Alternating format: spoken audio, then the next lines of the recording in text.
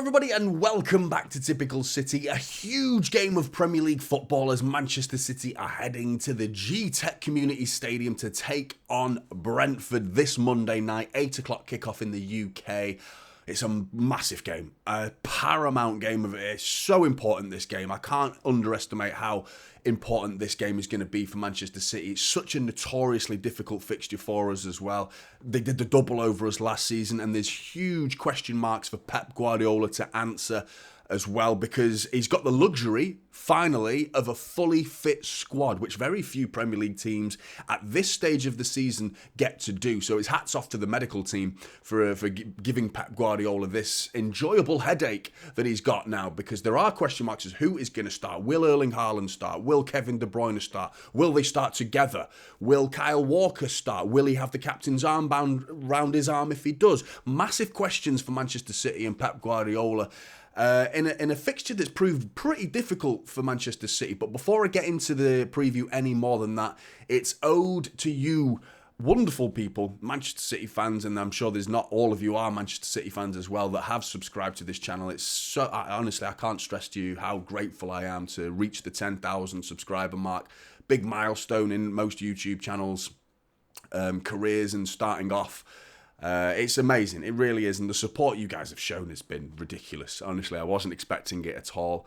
Those of you that have started at the very, very beginning, some of you will have been there, because technically I started this channel last season, very half-heartedly. I whipped up together some bang average logo and just started doing, I did about 20, 25 videos or so, if that, talking about match reactions. That was it. That's all I did last season. So very half-hearted. Whereas this season in July, I committed to the channel, making more regular content, more frequent Manchester City content, which pretty much started around the 2,000 subscriber mark. And in just over 5 months, I've got 8,000 subscribers more.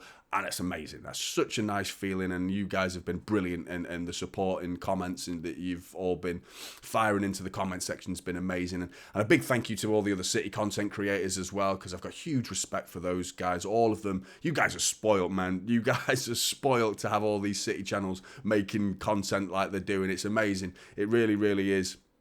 I never considered myself to be one of them at the start, but now I do. Really enjoying making content along those sides, because I've been watching them for years, some of them in particular as well, and they were an inspiration to me to get started. Even rival channels, they were an inspiration to me to start making content like this. So thank you to those guys, but mainly the subscribers that have shown the support, because honestly, some of the words you've been writing, too kind, really is too kind. A little bit embarrassed to even get some of the stuff you've been saying. It makes me feel a bit awkward that you've been so kind. But grateful nonetheless. Really, really, really am. So thank you so much. I am doing a watch along this Monday for the Brentford game. So those that are subscribed to the channel, enjoy the watch alongs. You will have one to enjoy hopefully this Monday night. So come and join me for that. If you're new, please do subscribe. Let's set another milestone. I'm not picking numbers. You know me, guys. You rarely hear me ask for likes, and you rarely hear me talk about this sort of stuff, subscribers and things like that. But if you're new, please drop a like on the video and subscribe. It really does help. Right, preview, City. Let's talk about Manchester City. A fixture I'm not looking forward to be honest, after all that excitement. Come and join me for the watch-along. It's going to be great. Oh, I'm shitting myself. I'm really nervous about this one, because it's Brentford. They did the double over us last season. Ivan Toney's back. It's just, I feel like Brentford's style of play is set up to beat Manchester City. We saw it last season with the style of play, the sitting deep, absorb pressure, and then not just hitting you on a fast-paced counter-attack. It's so direct and powerful, with Ivan Toney being the focal point. It's such a decent tactic to use and operate against Manchester City. And in particular, Pep Guardiola sides that do leave a few holes open at the back, because we're so forthright with our attacking players, that Ivan Toney's the perfect player to have as a springboard to mount your counter-attacks off. It's dangerous, and it's killed us twice last season. They did the double over us twice, doing those exact same tactics. Will Pep Guardiola have an answer to that? He'll be well aware of that. As much as he's got the tactics to focus on, Pep Guardiola, and how to nullify the return of Ivan Toney, who scored on 2 games back, 2 goals. You know, he scored back-to-back from it, so it's a very difficult proposition going up against Ivan Toney. He's the one we really need to watch out for. It's going to be a hugely exciting game, though. Massively exciting game because of the G-Tech Community Stadium factor, the Brentford factor with the Ivan Toney returning, Manchester City fully fit squad. At the G-Tech Stadium in the last 8 games, it's been 4 wins, 4 losses. So they don't do boring at Brentford. It's all wham, bam, thank you, ma'am. Hopefully Manchester City can add to that factor in pinning them back. And if we need to take a lead, it would be nice because City, albeit we have won our last 3 away games, we went 1-0 down in all 3 of them. Newcastle, Everton and Luton, all 3 games we've gone 1-0 down at. So it does give us confidence to know that we can go to these tough environments. I'll just name those 3 places: Goodison Park, St James's Park and Kenilworth Road. All 3 grounds have got all very different reasons why they're notoriously difficult and toxic environments for football teams to go and play their football in. But we've gone there, we've gone 1-0 down and we've turned it round. The G-Tech Community Stadium isn't too far behind those 3 grounds in terms of atmosphere and difficult environments to play football. So again, if we go 1-0 down, there is no reason to panic, but it would be nice to go 1-0 up. It really would. And I think it's vitally important because we don't want to give them a bone to hang on to. You know what I mean? We've got to take the game by the scruff of the neck early, set a precedent, go 1-0 up, bang, early, first half, try and get a first and maybe even a second goal before half-time and just kill the spirits of Brentford because they are struggling for spirit right now. I do feel like Brentford will stay up. They're currently 15th in the Premier League. I just feel the teams beneath them are worse than them and will start to drop more points than them. I feel like they will eventually. They are dangerously close to, but they are technically involved in a relegation battle. But I think over the course of the season, they will probably find themselves safe eventually. But for Pep Guardiola, huge question marks for him and decisions need to be made. Like I said, it's a nice headache to have. Deciding as whether it's squad management comes into it now, player management and the feel-good factor for Manchester City players in particular, namely Alvarez. I'm really focused on Alvarez because he scores 2 goals, poacher's goals against Burnley. Didn't have his greatest game, but he got 2 goals, won us the game because we win 3-1. Without his goals, we don't win the game. So as much as it would, as he played well, you're talking about Erling Haaland on the other hand, but then it's like a case of, well, do you drop Julian Alvarez for this just because Haaland's back? Because, I mean, Haaland came onto that pitch against Burnley for 19 minutes and he was atrocious. I mean, let's call it cobwebs and rusty, finding his feet and being slowly integrated back into the team. We saw him do it with Kevin De Bruyne, who was out for 5 months. Erling Haaland's been out for nearly 2 months and then comes back on for 19 minutes. And yeah, he was rusty. I was kind of expecting Kevin De Bruyne to be rusty as well, but no, he goes and wins the game against Newcastle. No problem for Kevin De Bruyne.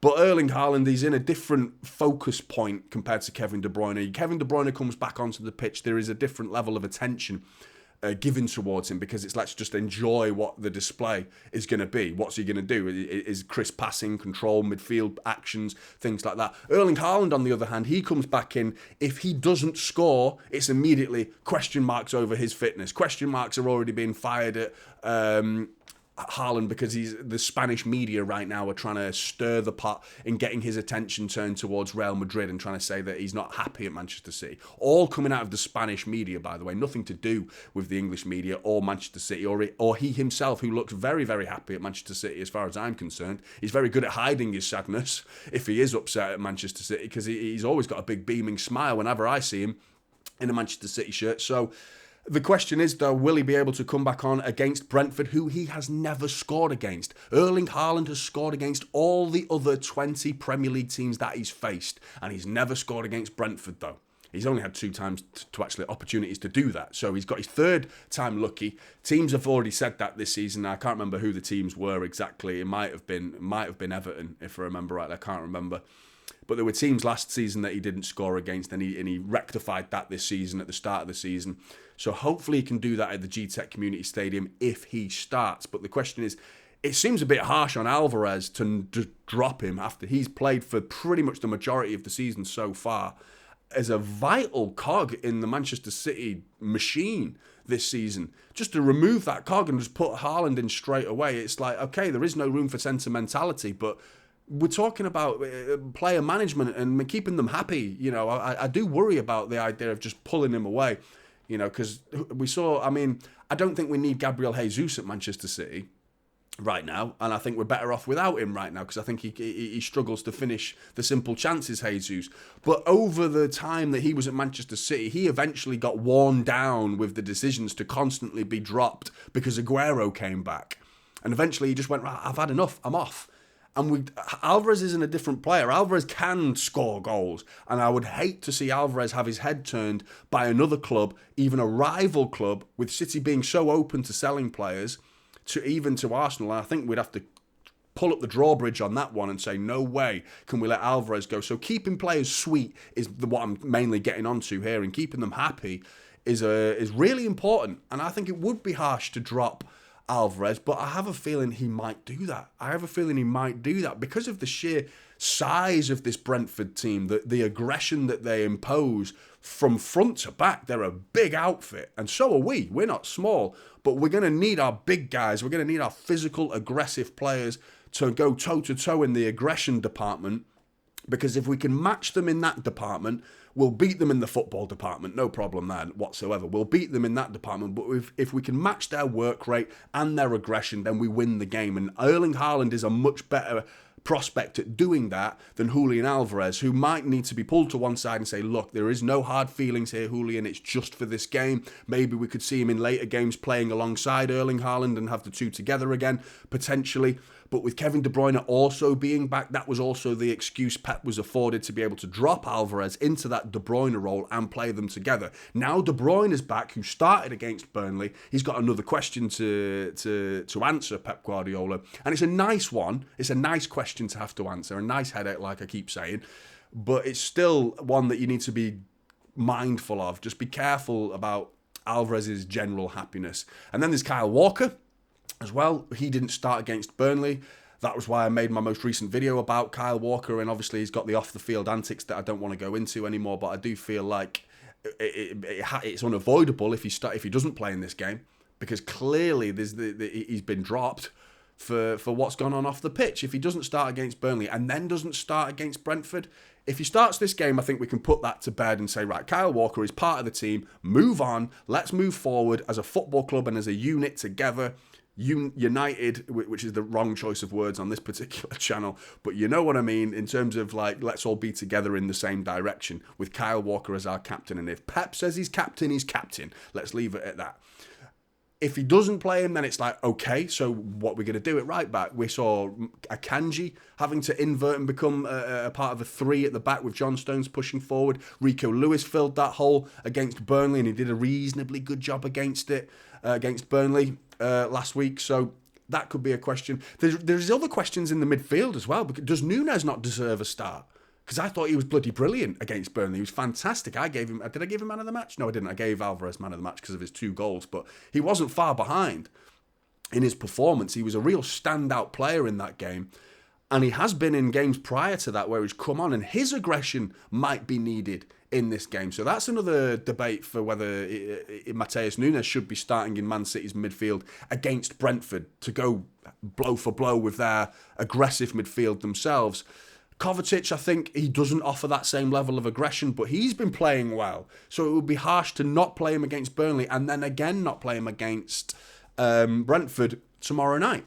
It's tough questions for Pep, but they're good ones at the end of the day. These are nice headaches to have. They really, really are. So in terms of team news, City, fully fit squad, happy days as a Manchester City fan. Not the case for Brentford, unfortunately. So Reguilon, who was on loan from Spurs, was ineligible to play against Spurs. He could face Manchester City and get his first start. I have a feeling he might do as well at left wing back. Aaron Hickey and Rico Henry, Kevin Schade, Brian Mbeumo are all injured as well, so they're not short of a few injuries either. Frank Onyeka, Juan Wissa are both at the African Cup of Nations, and I mean, thank God for that, because Wissa or Mbeumo and Ivan Toney is a terrifying prospect. It's very likely going to be Neal Maupay and Ivan Toney, and Neal Maupay, I don't think he's that good. He scored against Spurs, and it was a good poacher's goal after Ivan Toney went through, getting it in on the rebound. But Neal Maupay doesn't strike fear into me whatsoever. Ivan Toney definitely does. He really frightens the life out of me, and probably the majority of Premier League defenders looking at him because of his physical presence and his ability to hold the ball. He's such a good player. He really, really is. So that's the main focus point for Manchester City's tactics, I imagine. But thankfully, we don't have a Mbeumo and Visa and Ivan Toney, because I think those three players would be ahead of Maupay as far as I'm concerned. But as well as Sam Ghoddos, who's got into the semi-finals with Iran at the Asian Cup. So they're going to be short of numbers. But let's have a look at this is my predicted starting 11 for Manchester City and Brentford, of course, which is as follows. I'm going to start with the Brentford team with Flecken, who is normally their number one, most likely to stay in goal. At the back, they've got a flat back three. I imagine Ben Mee, former Man City man, worked his way through the academy at Manchester City, then went on to Burnley, and then now he finds himself at Brentford, and a very well-established Premier League defender in my book. Good player, gets a goal as well, dangerous at set pieces. Ethan Pinnock in the middle of the centre-back, and then Nathan Collins will be the third centre-back. At right wing-back, looking for Mads Roerslev, who is... yeah, if that makes sense. He's a decent player. I just think he can go missing. I don't know. He can carry the ball all right. He's a half decent player, but not entirely convinced that he can't be exposed by the likes of Jeremy Doku, for example, who he will be asked to defend as well. In the middle of the park, I think it's going to be Christian Norgard. He'll sit in front of Pinnock in the middle, as well as Matthias Jensen alongside him. So they've got such a physical, solid midfield that's going to be difficult to penetrate for Manchester City. But surely we've got enough. It's just frustrate. They're going to frustrate the life out of us against Brentford, and that's their tactics. And then get it up to Toney and try and get men in and around him to offer something on the counter-attack. And we've just got to be so careful of that. Vitaly Janelt is the third man in midfield. I'm going to give Reguilon his debut, which his experience might come in handy for this type of game. It was Lewis Potter who's been playing at left wing back for Brentford prior to Reguilon, but I have a feeling they might start him just for that Premier League experience. And then the front two, with who's out, who's injured, and who's away at international tournaments, picks itself. Neal Maupay and the big man who is back, Ivan Toney. Right, Manchester City, fully fit squad. Now, I've got an idea in my head already that's a little bit... some people might even consider this overkill, because the team I'm going to pick is the team that I think Pep would pick to play against the likes of Liverpool and your Arsenals of this world, you know, your top-end team. But it's the sheer aggression of Brentford that's worrying me, and the fact that we've not beaten them for quite some time. So it's we need to get that monkey off our back and go toe-to-toe with them in the physical side of the game. With that in mind, I'm hoping Kyle Walker gets his start at right back. I'm going to go for John Stones at centre back alongside Ruben Diaz. Those two have got a monumental task of looking after Ivan Toney. They're physical guys, Ruben Diaz and John Stones. Akanji's fit, he could play. I think John Stones and Ruben Diaz are just probably a little bit more physical than Akanji. I mean, it's touch and go, really. It's quite a pretty close fight when it comes to aggression between those three. But I've gone for John Stones' ability on the ball for him to push into midfield, as most of you are probably aware of. Later down the line in the game, we'll expect him to see alongside Rodri. I'm going to go with Nathan Ake at left back. Guardiola, who's... I'm not sure I trust him for this game, to be honest. I think he's been all right at times this season, a bit ropey in other times. I just want to see Nathan Ake. But that back four there is the back four that I think Pep would start against Liverpool, Arsenal, those sort of teams. In front of them, I'm going for Rodri. And then in front of them, Kevin De Bruyne and Felipe. Where are you, Felipe? Phil Foden in midfield. Then I'm going to go for Bernardo Silva, right wing, to offer some sense of control on that right wing. And then the explosiveness of Jeremy Doku. Get some fire pumping down that left side, supported with some nice through balls from Kevin De Bruyne.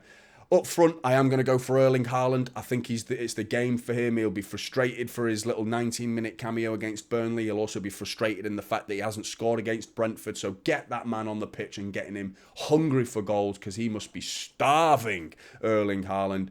How the game pans out would likely start to look like this, with John Stones pushing into midfield. Ruben Diaz, Nathan Ake and Kyle Walker, they can offer that solidity and narrow themselves a little bit to deal with Ivan Toney in particular. Mope's not the quickest guy in the world, but I feel like Kyle Walker will nullify any pace that he tries to show against Manchester City. And that midfield has got the physical presence, and John Stones sitting in front for any sort of if Ivan Toney decides to come deep and offer himself for the short ball, John Stones and Rodri have got the physical presence to deal with that. And you've got John Stones' ability to play as well, to play in that midfield role, to find a pass. So it's that nice balance that John Stones offers, in particular against the Brentford side, which I think will need that level of aggression, which I think Núñez could offer, Kovacic a little less so. But personally, I would like to see this Manchester City side, the front 4-3-5, whatever you want to call it, picks itself, really. I think is only really, I mean, Phil Foden didn't play that well against Burnley in truth, but I still feel like it would be nice to see him tucked inside and complementing Kevin De Bruyne, and playing alongside Kevin De Bruyne excites me.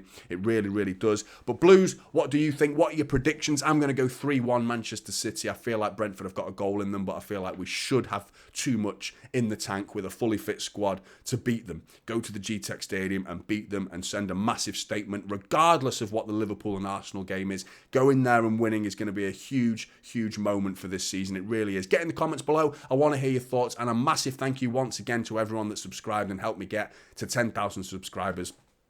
Huge, huge thank you. Really, really appreciate it. Please do drop a like on the video on your way out.